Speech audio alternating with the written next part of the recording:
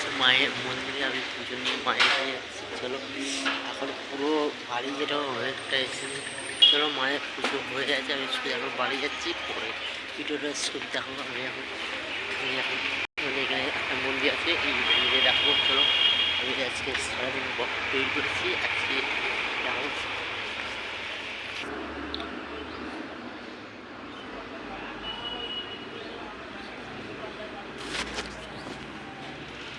এই একটা মন্দির আছে, একটু ছোট আমাদের পুজো এগিয়ে যাচ্ছে। আমি একটু খাবো মন্দিরে, একটু কেমন একটু ঝিলমিল হয়ে যাচ্ছে, বা তাও আমি পুরো কেটে দিচ্ছি এখানে।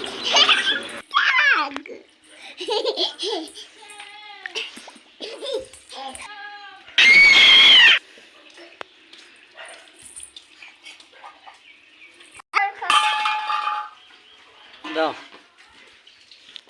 দে